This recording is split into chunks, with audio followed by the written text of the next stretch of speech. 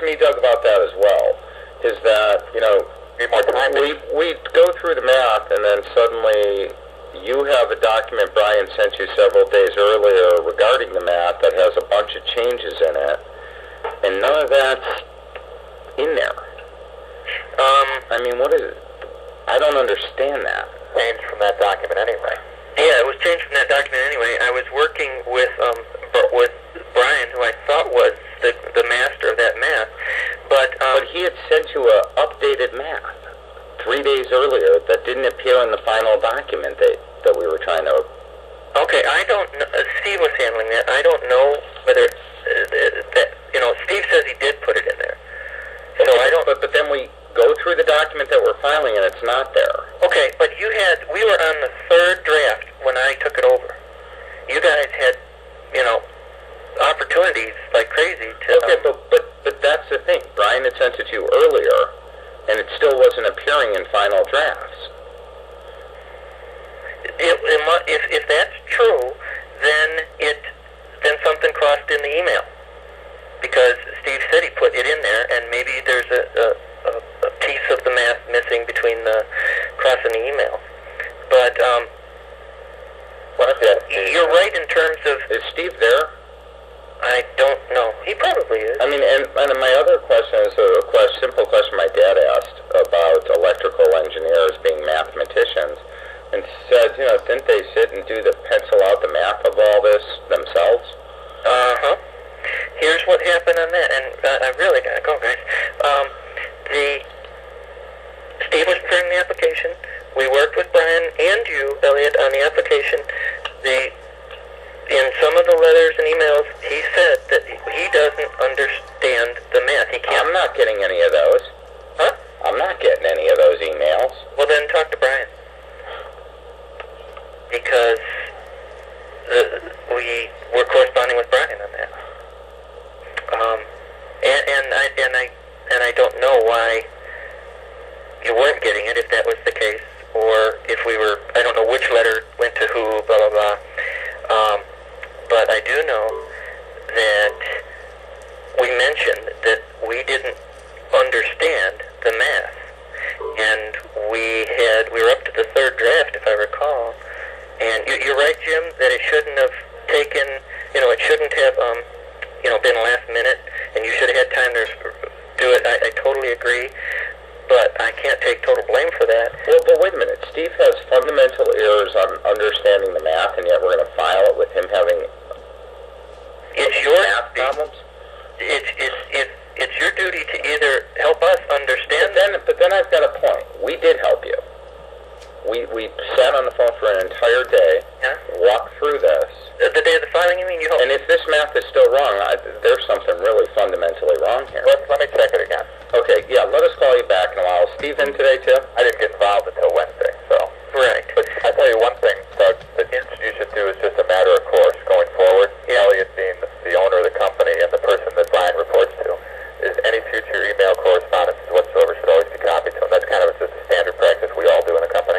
To copy? Yeah. Okay. No, You're asking me to review and sign these patents, and you're not sending me information. What do you mean? Because I think had we known that there was a question in the math of validating Brian's math, Eliot would have brought me in a lot earlier. I would have brought a mathematician in. Okay. I mean, this is ridiculous. Yeah, I'm just a friend that's good at math. I'm not a mathematician. Right. Well... All right, go to your meeting. We're going to check this patent out. We'll talk to you later. But you got to talk to Brian, too. Yeah. Well, I think, because I now seriously have to report a lot of things to a board of people, that we're going to have a meeting at some point, either today, Monday, with a few of the key people in the company who are investors, et cetera, so that they understand what they're investing or not investing in. Don't jump to conclusions. No, I know I'm not, B, but if this is correct, we've got some fundamental things that need to be discussed. If what's correct? If he's correct about the math being wrong. But let's check that. No, I'll bet we could get a good patent if the math is totally wrong. I think we're barking up a tree here that's not a big... Well, but wait a minute.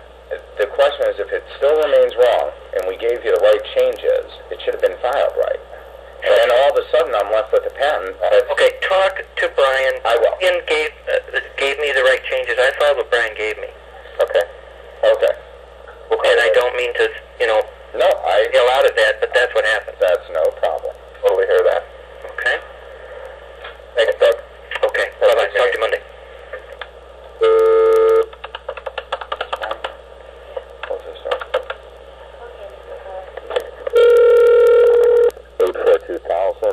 830 Doug Boehm conference call, Jim Armstrong, LA Bernstein. You? Yeah. I can hear you better now. Okay. I couldn't hear anything. Steve, Jim, everybody, I'm taping the conversation 8-4 patent discussion regarding docket 57, 103-120, Brian Utley, Steve Becker, Jim Armstrong, Cy, Bernstein, and Eliot. Okay, guys. On this end, too, if that's all right with everybody. Yeah, did you get the fax from Jim? I haven't received it yet. It was sent to, actually, to Doug, but on the CC line, went to a machine 297-4900. That's right. Okay. That'll go to our central fax department, and I just phoned up there and asked them to deliver that to me when it comes in. Okay. Okay, but you've got the patent in front of you? I don't, but I can get it. Okay. So let's do that. All right. I'll need a minute. I need to go over to Doug's office. Okay. So the fax is on its way to you now. It's on the way to me? Yeah. Okay, then I'm going to put you guys on hold. Well, it's not done yet. It's going to be. That's all right, but I got to go upstairs and get it, so Okay. hold on.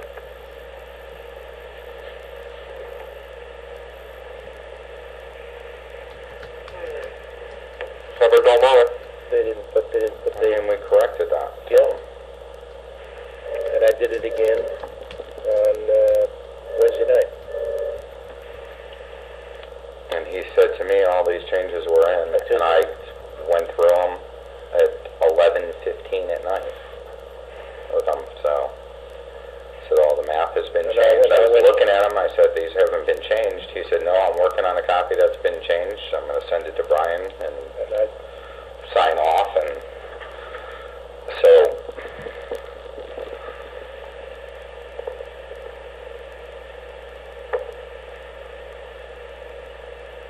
well, now again we're back at this same kind of thing. How do we change things? What effects does it have on us? this has no effect mathematically. That's Large fax?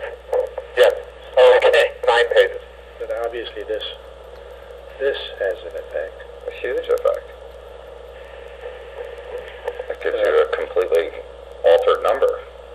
Well, you could explain it because the only way you could derive this is by having that be the square root. But this is wrong that he missed this. I know. Wait, and isn't that on your current math? Do you have your sheet that you did current math that he said he didn't have, had, whatever?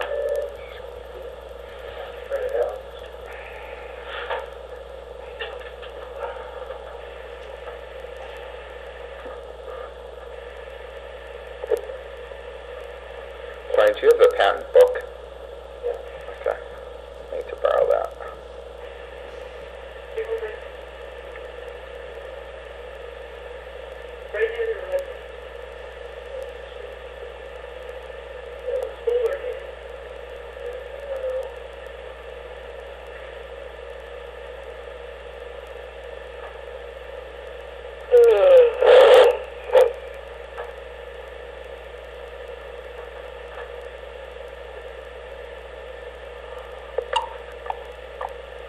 I mean, I think in a patent document, being as important to us as it is, there's not an acceptable level of error.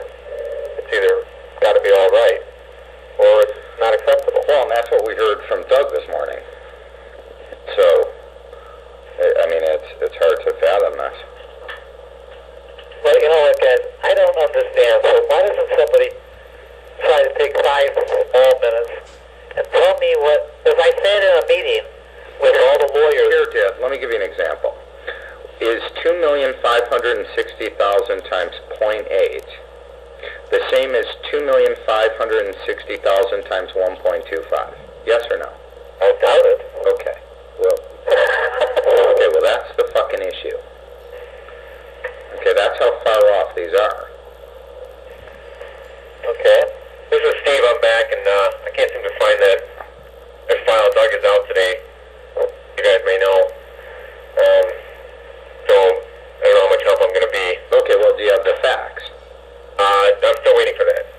B-Man, you got the file right there. Just email it to him. Right here it is. I've got the fax now. Okay. Okay.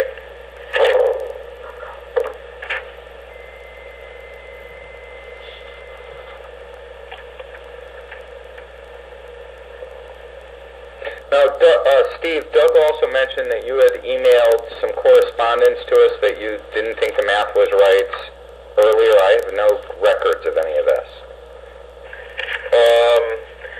No, what I did is I faxed the draft over on Monday night, which incorporated some additional disclosure that Brian had sent. Basically, it was examples. He had the equations set out for both print film and digital examples, and then he had 3 examples for print film and 1 example for the digital. And I exactly basically cut and pasted that into the application. Well, the application we got from Doug didn't have any of that. Cut and paste.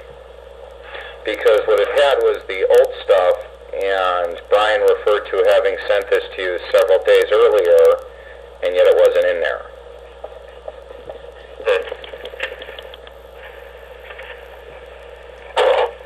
Yeah, I don't really know, because then at that point, Doug was down there with you guys, and I presume you were reviewing it on like Tuesday and Wednesday, and then Doug said he would take care of just, because we figured there would just be some minor changes after we'd incorporate all that.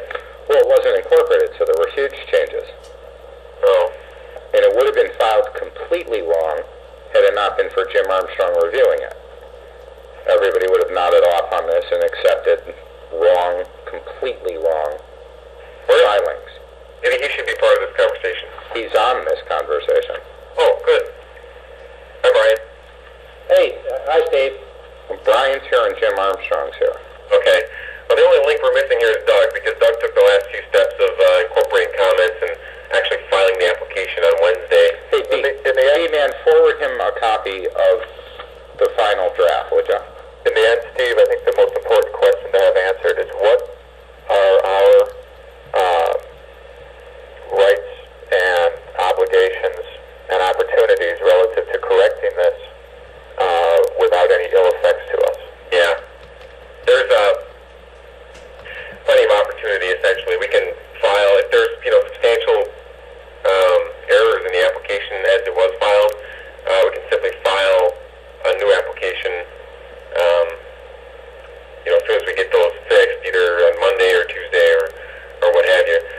The goal of filing on Wednesday was to maintain priority back to the provisional application, which was filed a year ago.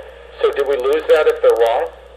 No, because we can only claim priority back to the extent that the subject matter was originally disclosed in the provisional filing of August 2nd of last year, and none of these equations were filed back then.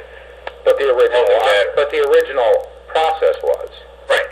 And the original process is preserved in the application. We're just talking about the details of, the math examples that are in here. So we haven't lost anything.